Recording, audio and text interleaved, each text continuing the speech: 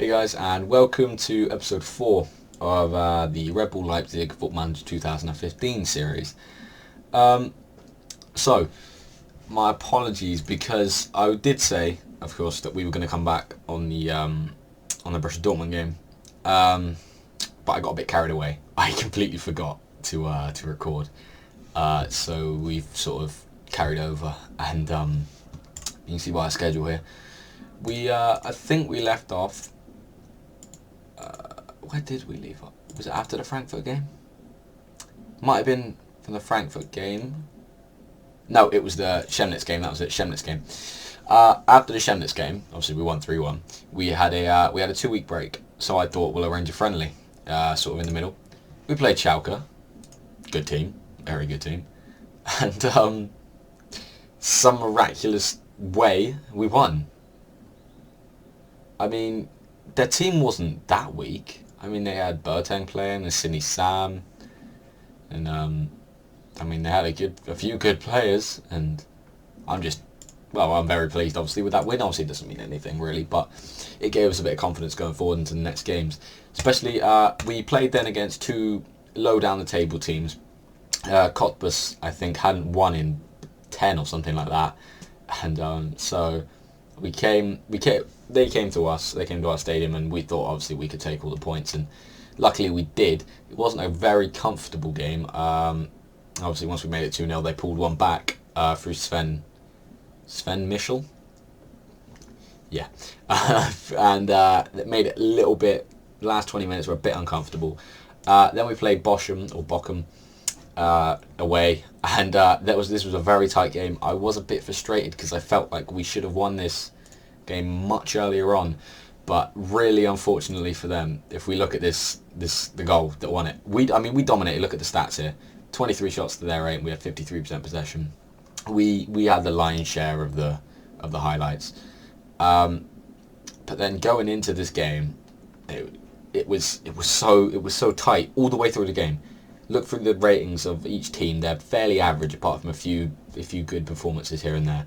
And then this happened in the 87th minute. Sanogo just launched it in there. He was off the bench, and somehow Solozzi just smashed it against his own teammate, and it bounced off and went in. That's just ridiculously unlucky for them.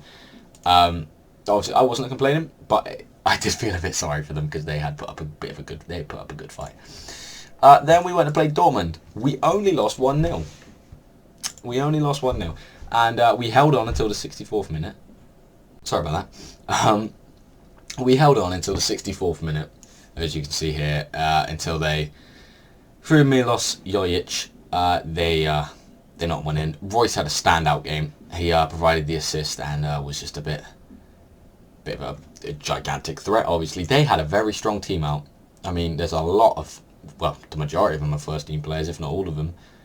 Obviously, there's a few players they could have included there, but yeah, I think we did exceptionally well for a team of our stature. Obviously, we did get sort of bullied, but we genuinely, at 0-0, we had a chance, and I think it was Anthony Young went through one-on-one, and it was, if it was a striker, it would have been a goal, but obviously it being a left back, it was a bit unfortunate for him to be there.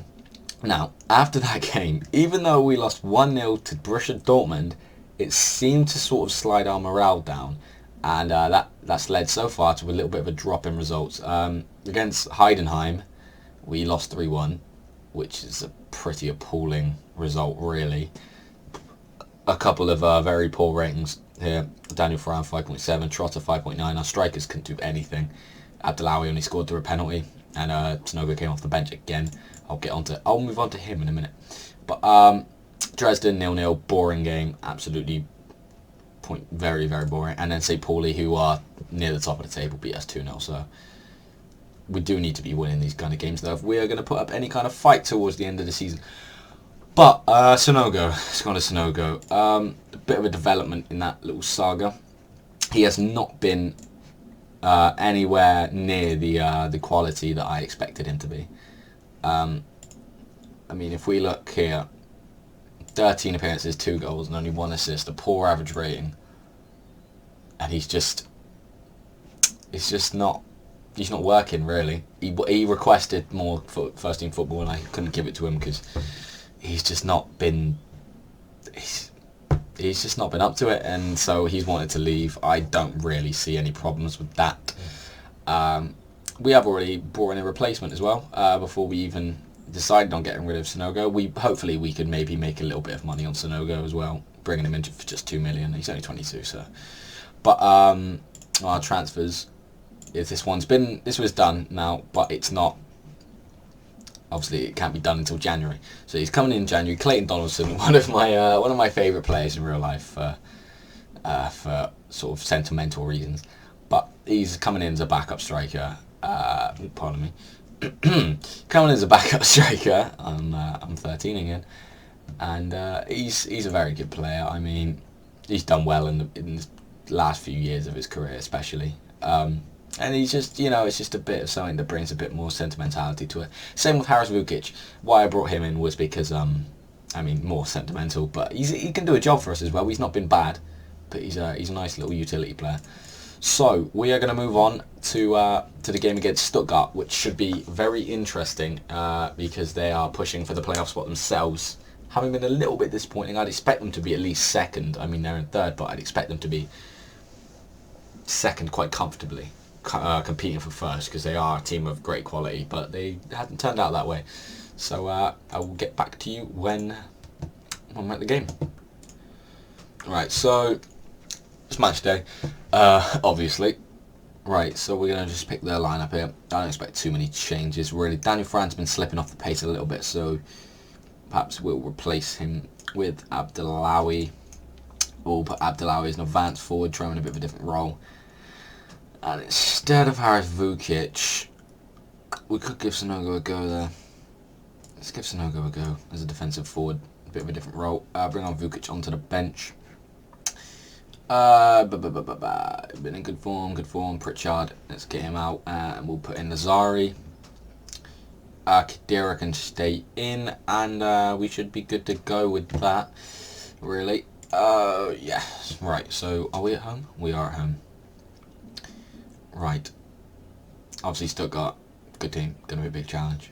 But sometimes we play fantastic football and we could easily beat them if we do something like that.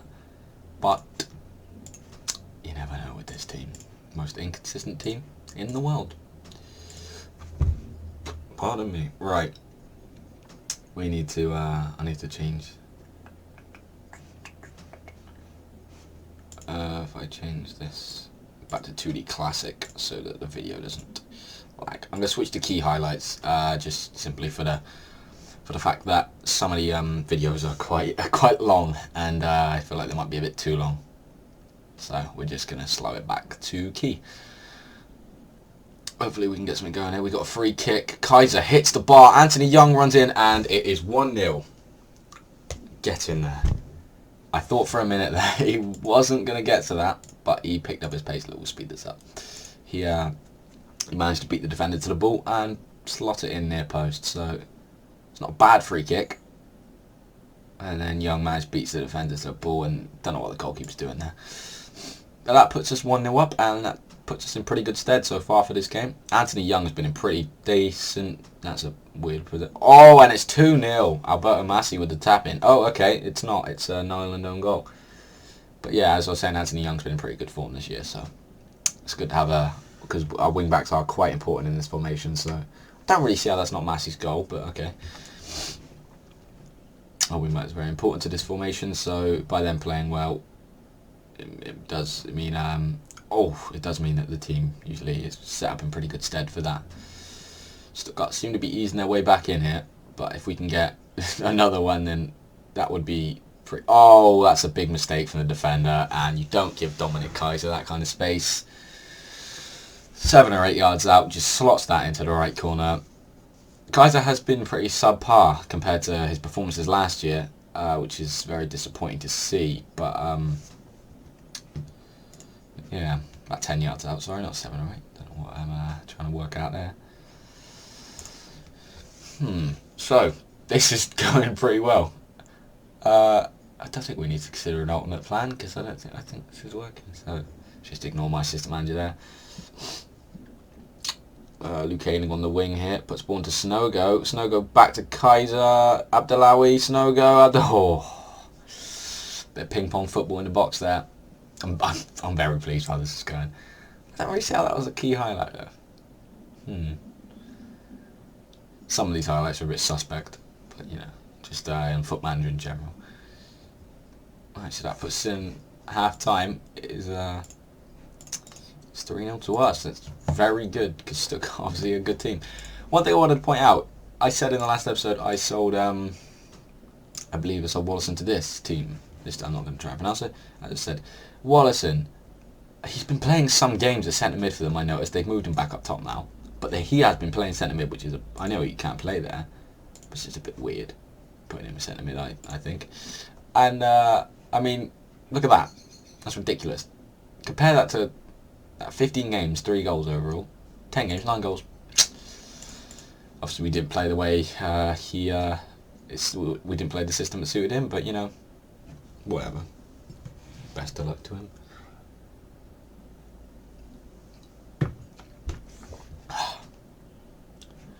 Are we really struggling to cope with the numbers in midfield? Doesn't seem like it. If it stays like this until like the 65th minute, we can make a few subs quite early on. Not early on, but a bit earlier than I would perhaps in another game. Ipswich is a pretty imposing striker.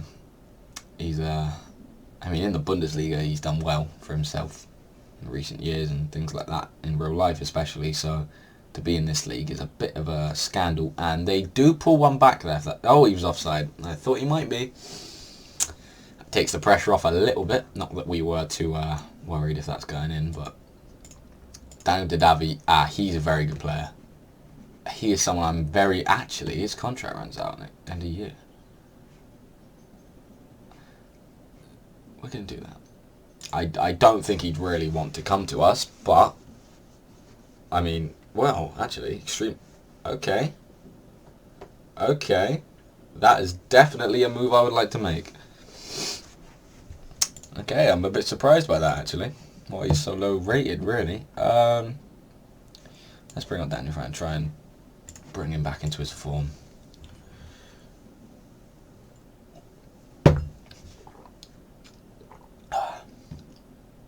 Kaiser's injured. Fantastic. Fantastic.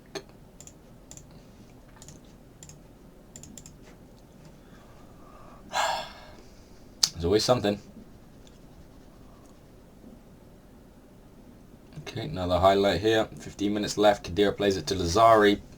Lazari playing it for Vukic just off the bench to Fran just off the bench. Plays it wide to Luke Ayling, who's going to put a ball in, and Vukic makes it 4. Harris Vukic. The little cult hero for me. And that should wrap up the game, really, if it wasn't already wrapped up. Hey, look at the size of our stadium. We don't obviously fill it, but you never know if we keep climbing up the leagues. Might start getting filled very soon. Can we make it 5 here? He's offside, I think. I think he was offside. Yeah, he was. That's a pity. We're going to bring on Alex Pritchard now for Lazari. Or actually, no, let's not do that because Lazari's playing well. We'll swap. Vukic can go up front. And Abdelawi can come off for Pritchard then. Because I do want to try and develop Pritchard and give him as much game time as possible. In situations like this, it's perfect to give him just 10 or so minutes to sort of make his mark on the game. Although that might just be it with no more highlights. We might have one here. We might have one more highlight. Please don't concede. That will just ruin it if we don't get a clean sheet now.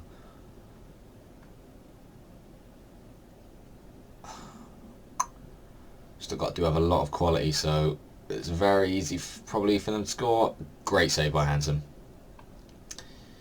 And we should be able to get that away fairly comfortably. Pritchard plays it forward to Vukic. Oh, we're going on the counter here. Pritchard again, wide to Ayling. Will he keep it on? Just... Oof. And that will probably wrap up the game there. So unless we can get something from this throw-in.